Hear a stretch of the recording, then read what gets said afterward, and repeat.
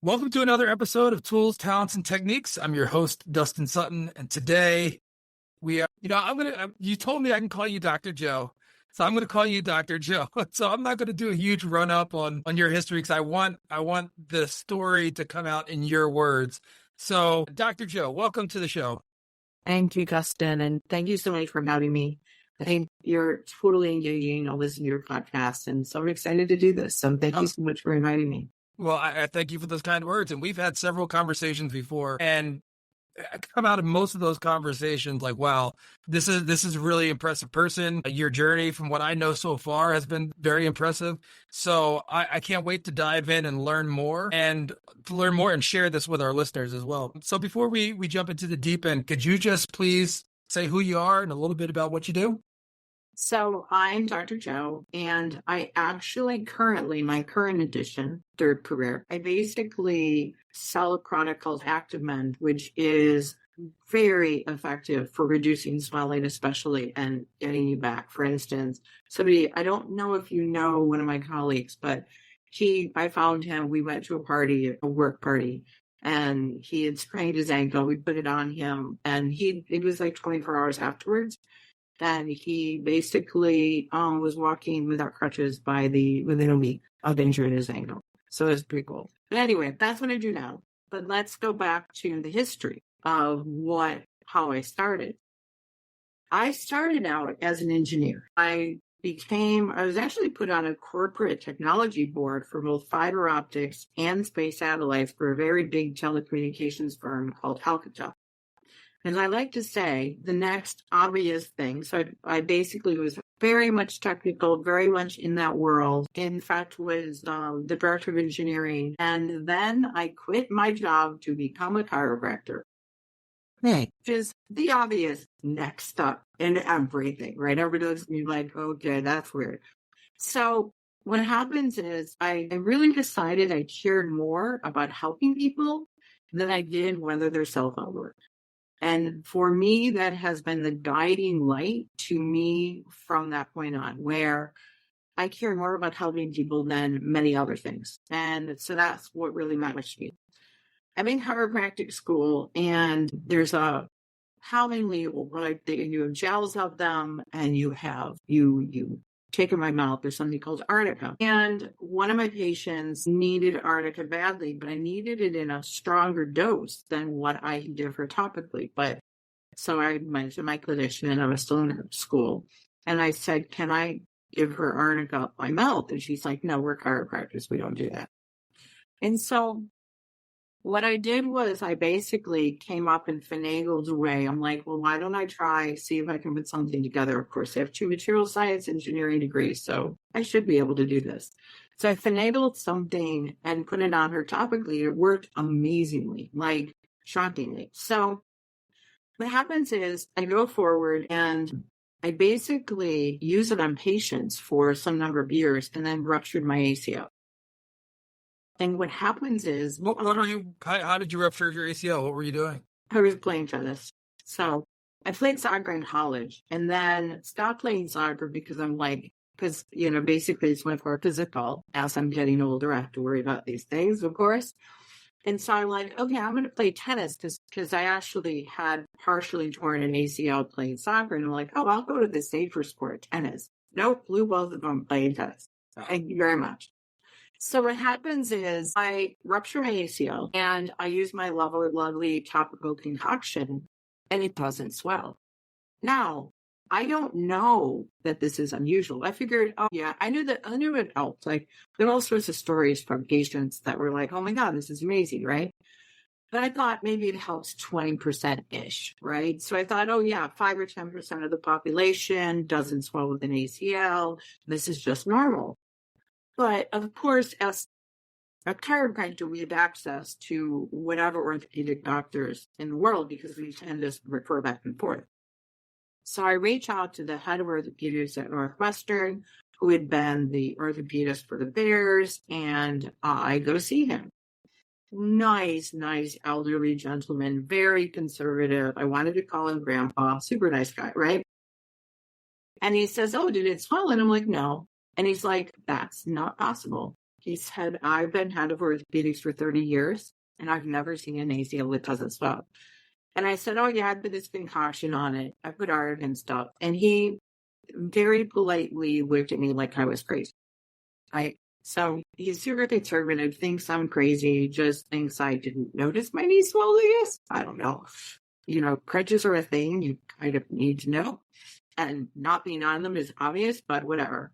So what happens is I go get my ACL replaced and I don't use anti-inflammatories. And unbeknownst to me in his nice gentlemanly grandpa way, he's freaking out, but I don't know this, right? He's not showing it, right? So in a month, he's like, Joe, I was so worried about you not using anti-inflammatories. He said, but you're better than 90% of my patients that use anti-inflammatories. You discovered something remarkable. And it was the fact that he was so conservative. I've done a ton of research in space satellites and fiber optics. You don't call something on one if you've done a lot of research unless it's so far, like you're not even in the same universe. So I knew that this had to be not a little bit, this was a lot. And so he got me to write the first patent. So that was career number 3, which started with what he told me. He said, orthopedic surgeons are very, very conservative. I couldn't get through a study on this, even if I wanted to, and I'm the head of orthopedics at Northwestern. And it turned out that arsenic is used, like, I looked at your research at one point, I think 97% of plastic surgeons recommend arsenic in some form. So he's like, go into that area. And so that's what we did. We basically launched a product that reduced bruising for if you were going to get, like, there's something called dermal fillers, which is kind of a replacement for collagen, or if you get plastic surgery, this product was dedicated to them. And because they've been familiar with Arnica for so long, they were very, very happy to use it.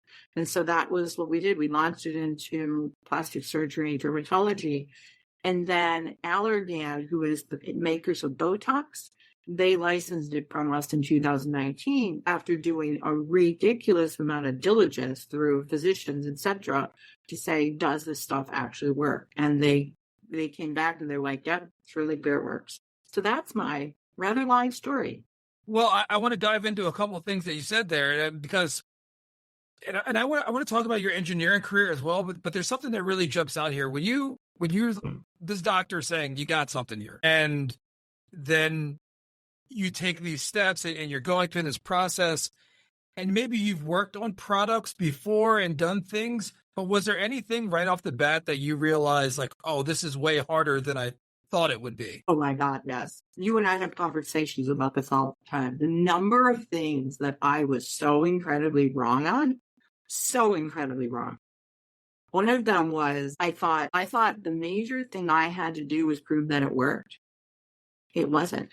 It was money. I had unbelievable number of people that said, oh my God, this works. But, I don't see that it's really changing bottom line. So even though it's great for my patients, it's not something I care that much about.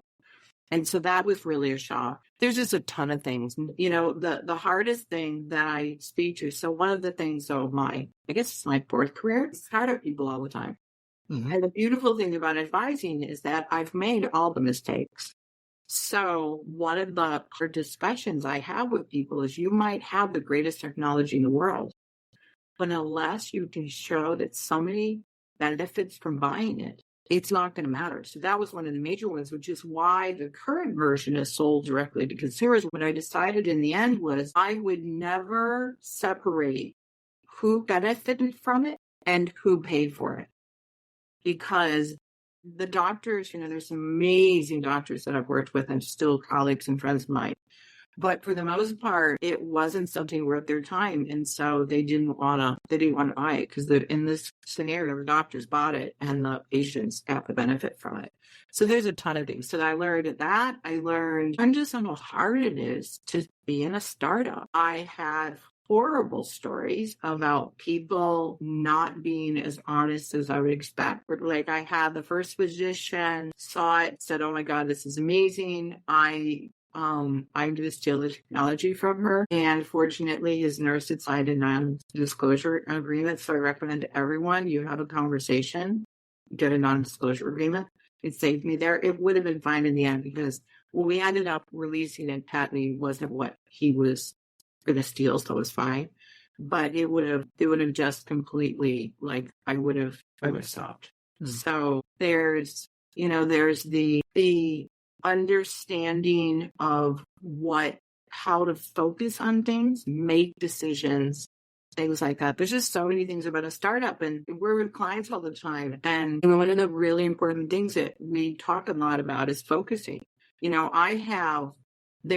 could have been used in orthopedic medicine. It could be used in aesthetic medicine. It could be used I could have sold to sports people. I could sell direct to consumer. The number of people that are like, oh my God, my best friend from, 8th grade is a blah, blah, blah person. I'll introduce it to them. But I had to stay focused on the aesthetics world, because if you basically separate out all of your work, you do a lot of things not very well. So yeah, there's a ton of things, so many mistakes.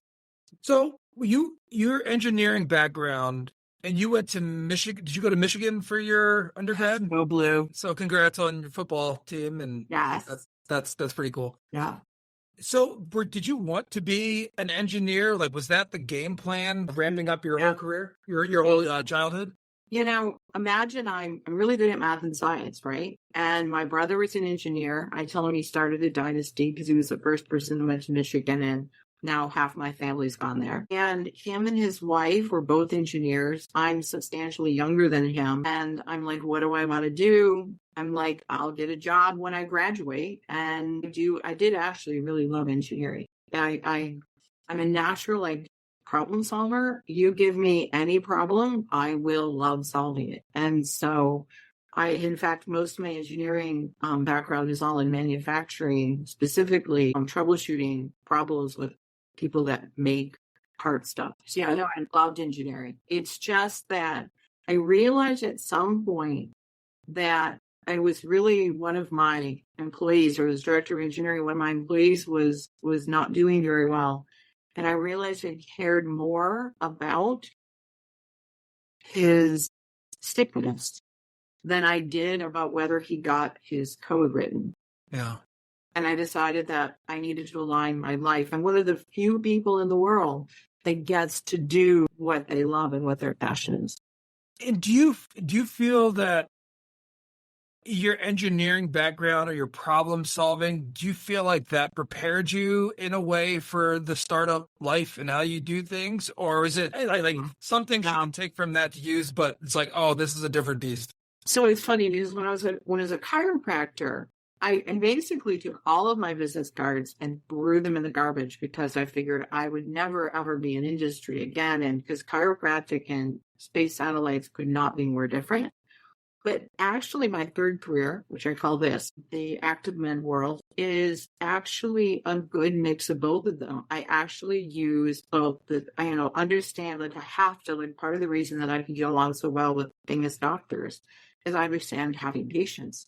I understand the human body, but at the same time, we have 10 patents, and I would never have figured out how to make this if I was not a materials engineer.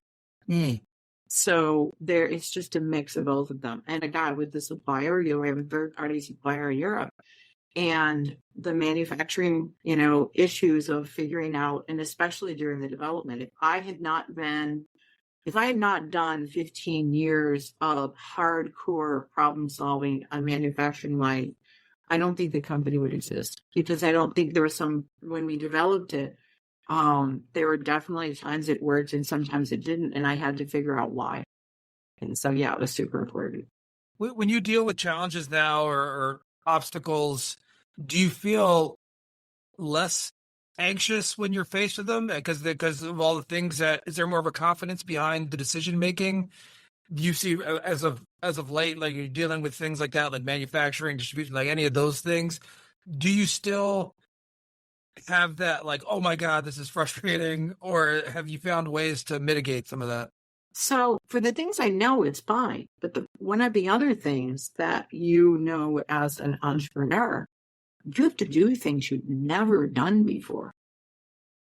And I think that's the hardest part for me. For instance, figuring out, one of the things I know about myself, my brain doesn't work the way most people's do. That's typical of innovators. And so I just adopt new technologies like that. It's not the rest of the world. And so figuring out, like, we're heavily into the marketing world right now. Like, we're working really hard. The stories about how this stuff works. We started putting out ads basically showing, like, it started with the little baby who had, do you want to use this word? I know it is goose eggs. The bumps you get on your head when you run into something. What do you call them? I don't know what I'd call them, but I know I've had them. I mean, I played rugby for years, so. Oh, yeah. Okay. We in the Midwest call them goose eggs, right? So one of our users sends a video of a baby that is less than a year old, and the lovely brother had run her head into the door jam. And so she's got a lovely little goose egg on her head. And you can see literally a bump underneath, and within an hour and a half, it's gone. And it did so well. And so what I did was I've collected, like, there's actually a case of a boy that did a flip on a trampoline, and he basically over rotated and smashed his eye onto the edge of the trampoline and ended up with shockingly 4 stitches. Not a surprise. He doesn't swell. He looks like, we showed pictures of it. Like, there's a picture, the second picture we have is, like, I think day 2. And then by day 5, you can't even tell. And then the smart aleck, apparently, when his kids, so it happened on a Thursday night, and the smart aleck on the following Monday, his friends were like, okay, just, a teenager who notices somebody's heels faster, it must be shocking. Because we all know they don't pay attention to anything. He's looking at him like, how is it possible? We saw you on Friday. How do you look this good on Monday? You with the little smart aleck says. He says, I just like Wolverine, smart aleck. I'm like, oh my God. So anyway, so we started doing those, but going back to not knowing, right? So this was an accidental thing that somebody sent to us, and we realized was important. I've had many of these photos for ages, but they matter. I said to myself, God, I wish I would have thought about this a year ago. It's not like we couldn't have gotten it, because we got tons of stories and pictures of people, like the guy who we have pictures of his very swollen ankle, and we have pictures of him within a week walking relatively normally.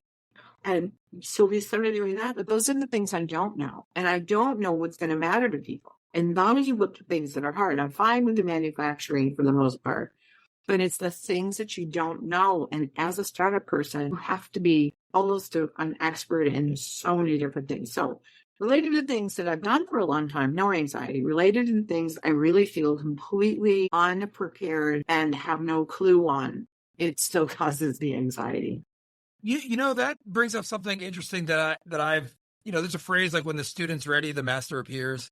Yeah. And I feel like a lot of things with what I've done recently with ranges and even some other things, like, maybe I wasn't ready for that thing yet, but as soon as I am, like, somebody comes up and they say, oh, just use this and that'll help you with your editing, or that'll help you with this. And I'm like, wow, you know what? Maybe if I would have had that 6 months ago, I wouldn't have really been ready for it.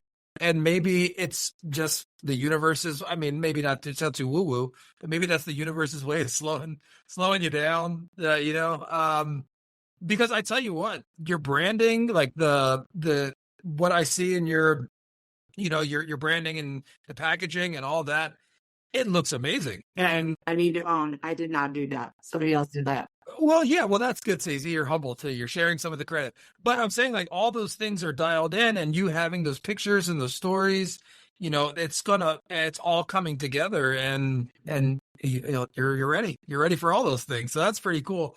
I have a question about, like, who the target audience, or how you figure that out, because it sounds like your product, from my understanding, is for anybody who's hurt. Right? Like, would you say, like, you're replacing the ice pack, or like, who should this be in, like, every first aid kit? Should this be in every YMCA? Like, how do you figure out? Oh, it is funny. You must not know this, but that's exactly what we're running right now with all of these injuries. It's like, this needs to be in your first aid kit, because as it turns out, like, the colleague of mine that sprained his ankle was already really swollen by the time I put the ActivMend on, right? And so he still was walking within a week, but we've got, like, Texas, sorry, I can't say. So there is a university in Texas, we'll leave it at that, who literally uses it, and they measure. So kid spreads ankle on Thursday. They measure his, I've got emails on all of this. They measure his ankle the next day, and it's less swollen than the day before. So if you get it on, but I had to really work with them to get it on. Like, you need to get it on like within 15 minutes in their case, as soon as you possibly can. And with my colleague, who was already fully swollen by the time it worked, that's for me before we put it on, is a little bit different. But yeah, it absolutely needs to be in the first aid kit, because you want to get as much as possible onto that ankle in the first 48 hours, and you will dramatically reduce the swelling. I think my colleague could have been walking within 4 days. With my ACL, I blew my ACL. I was walking on it so I have pictures of it. Think the day after, I'd have to go back and look at it. I mean, you can't tell. You can barely tell. I can tell because I can see the imprint of the brace, but you can't really tell which knee was blown. And I was walking around on it with a brace without crutches in 3 days. Maybe 4. I'd have to go back and look for sure. But that's the kind of results that I expect. So yeah, absolutely have it in your first aid kit. And so going back to it, it's really pretty much anyone, but we really focus on those people that are in sports, because those are the people that need it the most. It also is because, both you and I love sports, right? So I care about people that are sporty. And so for us, we really focus on sports, although we do also focus on moms, because the other thing is I have kids and I really care about little ones, not being in pain. So. All right. Yeah, one of my loves is basketball, and I don't play anymore just because I've had so many injuries. And every time I go out and play, I used to be a bit of a weekend warrior, and I would play, and then my knee would just swell up like crazy. So I'm gonna give this a shot. If this can get me back on the court, I'd love to be a guinea pig for this. I will. I think I promised to. So yeah, we'll make sure you can use it for sure. Okay. And also, I'm thinking of all these golf tournaments that I go to. There's a lot of people that go out there and swing too hard and pull something and snap something. So I'm thinking of other places where your product could be helpful. Yeah, so it's really one of those things where, and one of the things we do is, so we recognize that I sound like I'm a crazy person. So one of the things that I very much do, we very clearly tell you when it doesn't work, which how many things have you ever run into that literally on their website says it doesn't work on these things. For instance, it will not work on arthritis. It will not work on a broken bone, at least not directly.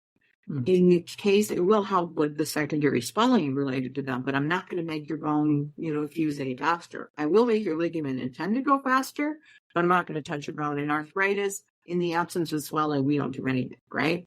Yeah. But one of the things that we do is we have a very, very, very gracious, no questions asked return policy. It's like, if you don't, like, I've had people say, well, I got it and I decided to get surgery instead, so let me have it back. I'm like, sure, here's your refund.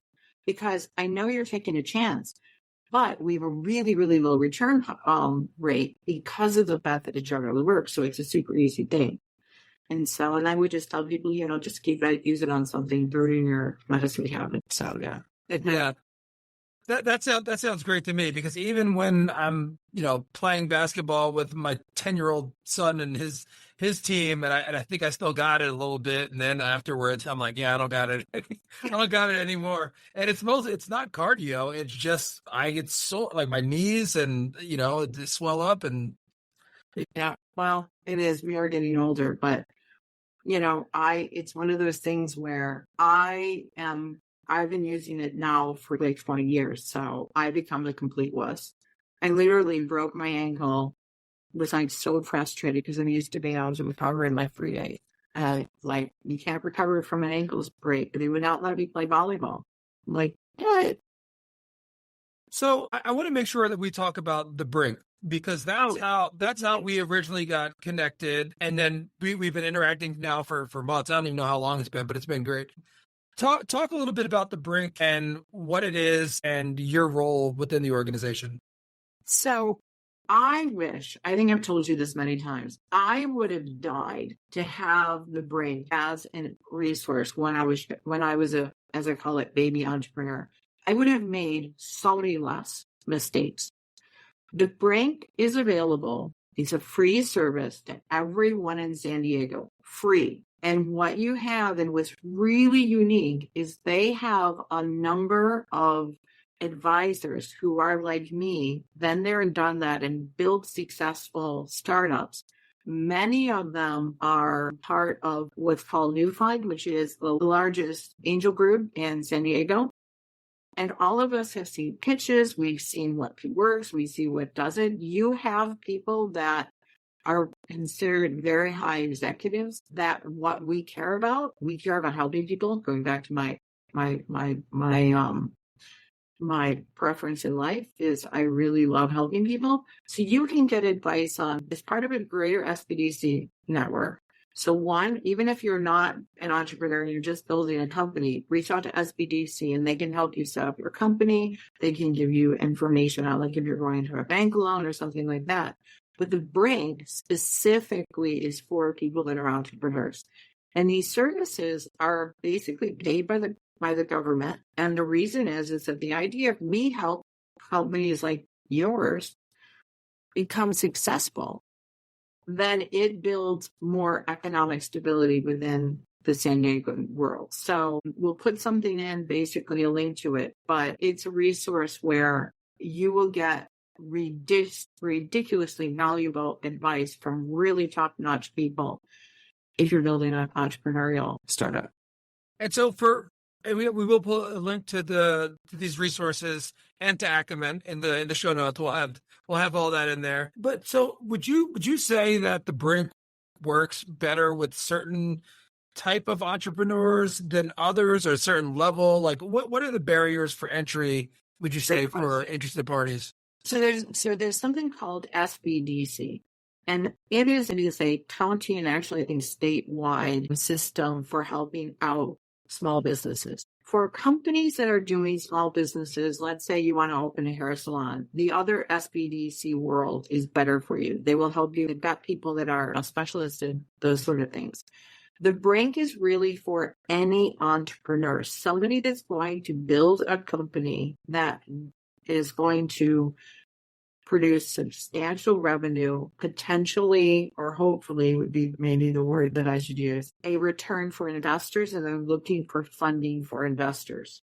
So that would be what the Brink is a specialist. So unlike there's actually the SBDC is often, like there's the East County SBDC. Those are often geographically oriented. The Brink covers the entire San Diego area. And from your knowledge, does Brink, are there other organizations like this in other counties or other cities? Because it seems pretty unique from what I've seen. There are other accelerators, incubators out there, but I'll just kind of put a plug for the Brink. It's the only one that I've seen that's really just like all about how can we help. It seems like it's so service oriented and listening and matching you up with the right person that will help you, and not just help you like fluffy help. It's really matching up someone who poke holes in your theory, in your approach, and then help you develop it seems very unique to me. So what I would say is most unique about the Brink is that advice is incredibly costly. Incredibly costly. I actually spent at one point $6,000 for a patentability opinion that 5 years later, when I understood patents more, I realized that it wasn't worth the paper it was written on. And he gave me really bad advice. And what's unique about the Brink is Amy Duncan, who runs it, pulled in the creme de la creme. And I don't know if the system's unique, but the quality of the entrepreneurs that are actually advising you is super unique. I know I was in Chicagoland. I only know Chicago, and they had nothing like that. I would have died to find someone that I could really trust their advice, and that there's lots of, oh my God, you know this as a startup person, there's a ton of people that are going to give you advice, right? but having someone that really understands it. I see 100 pitches a year, probably easy. And somebody that's got that knowledge and understands how people look at it and what the critical things are, like I tell people, it's like an investor is going to look at it this way. And I said, but the reason the investor is looking at it this way is we've seen a lot of companies. We just see the companies that work and we see the companies that fail.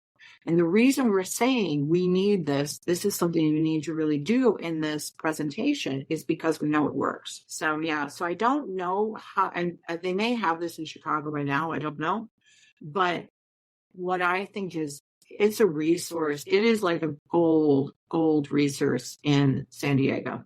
When you said you mentioned that you see 100 pitches a year, is there a common theme that you see with ones that either work or not, or just, when people come in eyes wide open, they have some, is there a theme that you see that runs along these pitches? I would say ask and listen is like, I swear to God, I joked that I was joking with one of my Brink colleagues that I needed to have one of those, was like puppet things going, listen, talk to customers and listen, right? That is, I mean, I lecture both that. I have lectured both I did for years at the University of Chicago and MBA program, the Booth School. And then I also lectured at the University of Michigan. And what is really, really important is we talk about all the time, listen to your customers. Steve Blank, the guy, the don of how to do a startup right, he basically talked about this. So there's a theme. The people that have really talked and listened and addressed what they are seeing in their customers are the people that have done the best. And it falls into so many different areas. So I repeat all the time, I say, talk to customer discovery, because the hard part about that, and, is that you do not want to spend 2 years on something that you think like, okay, so I'll talk about one that I heard of. It was years and years ago. Somebody didn't like the sanitary aspects of toilets. So they felt that we needed to have a cover that you flushed it, right? Because this person cared about that a lot. But if he would have talked to, people like, all right, would you spend $30 for something to cover your toilet every time it flushed? I don't think there's a lot of people that would do that. But for him, it was really important. But it's a customer discovery, because people can have their own interests. I mean, madly like this, yes, there is a small segment of the population that would probably want to do that. But talking to customers, because again, what I lecture to my students is entrepreneurs do not think the way other people do. We adopt quickly, we innovate. There's early majority and late majority, which is the bulk of the population. You need to figure out what they care about, because we will adopt it, but they will not as much. So it's customer discovery. Is there anything that you've seen as far as when people are, even when they do the customer discovery? Because here's the thing that we've talked about before, that there is a customer discovery is not just a science, it's an art. And how you propose the question, how you present, is this something that you would use? Like, how much do you imagine somebody paying for this type of thing? There's a lot of that. But then also, especially if you're in stealth mode, if you're worried about people taking your idea or doing this and that. It's hard. No, it's hard. It's hard. I think my overall question for do you see a lot of pushback from and a stubbornness from entrepreneurs that are like, I don't care, I'm doing it anyway? Do you see that at all? All the time. I mean, part of the reason they're really good at what they do is they've got the brain, typically really smart people, really capable people. For me, I got lucky. I mean, I invented something that was so obviously useful that I didn't really have to ask anyone whether they would like to be able to walk without crutches within days rather than weeks, right? Would you like your wounds to heal? Would you like to feel better, right? Would you like to reduce your swelling? Would you like to be able to go play tennis faster, right? That was not a hard discussion, right? But the hardest thing, I'll actually talk about the hardest part of my job, okay? I fundamentally care about people. That is the core of me. And I had a case where there was a person who was going to invest somewhere between $50,000 or $200,000, I don't remember, into something where she had not done the customer discovery. And I had independently, and of course told her this, talked to a friend of mine who was in this industry and said, is there a solution for this? She's like, oh yeah, we use blah, blah, blah. And for me, the idea of spending money and or working for a year on something and having it blow up, I mean, I think that would be crushing. And so the hardest part of my job is to help, but then you're like this, like the person is like, oh my God, I'm so excited about this. I really love this idea, right? And they do love their idea. And their personality and their self-worth sometimes gets all wrapped up into like, it sounds really cool. Oh my God, I'm an entrepreneur, right? And so it's hard because what you really want to make sure is that the person has done the diligence. They've talked to people. They've understood what's out there. So they don't end up affecting the finances of their family and hurting themselves overall. Because I know myself, like, even though I've got something that's worked, even with all of the things that it works and it's unusual, it is crushing. There are days for me that I just would go home and cry. Because I would think, I can't do this. I don't know how to do this. I don't know how to do this any better. And I just want to save people from that. But it's a really hard part of my job. Even with all that, and could you imagine not doing this? Which job? The ActivMend one? Yes, being an entrepreneur. Just. Oh, yeah. So actually, yes. Okay, here we go. Yes. I often regret inventing this. Really? Yeah, I miss treating patients. I had to stop treating patients and now I have enough time to do both. When you have somebody walk in there that you know, and they say to you, you have changed my life, there is nothing more rewarding. At that point, it's like, don't pay me anymore. I'll just do it myself. Like helping people. That's how much I care about it. This company has ripped me to shreds more times than not. And I often feel like I could have been happy never having invented it. Problem is, when you care about helping people as much as I do, and you know you've got something that you can help people with, you can't not do it. I'm better now, but when I first invented this, I couldn't watch sports because I would see somebody hurt themselves and I would know that I could help them. But I knew that like they would never use it and blah, blah, blah, blah, blah. And it was like, I'm over this now, but it took me a couple of years. It was hard. Yeah. So for me, I can't not do it. It's like, you can't unsee it, but I'm not sure I would be not having ever invented it. I am definitely a reluctant entrepreneur. I am innately an entrepreneur. I now realize, hence I changed jobs, right? That's very typical. But I loved being a chiropractor. Well, that's amazing, and that's deep, and that's very telling of who you are, of your character, and who you are as a person. What's next for you? I think I should go for career 5. Maybe I'll do, let's see, we can come up with something right here, right now. So that, the main thing is we're working really hard to get ActivMend accepted. That's why I'm doing podcasts now. It's sort of like, I realize that one of the things people tend to get is that I'm super transparent and I'm, I try desperately. I think this is characteristic of engineers. We try desperately to be as honest as humanly possible. So I see continuing with this, maybe having somebody take it over and do all the marketing stuff and me just being the technical person.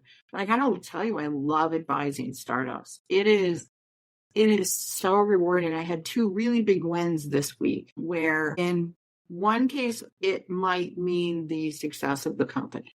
Wow. And when you can do that, again, I love helping people.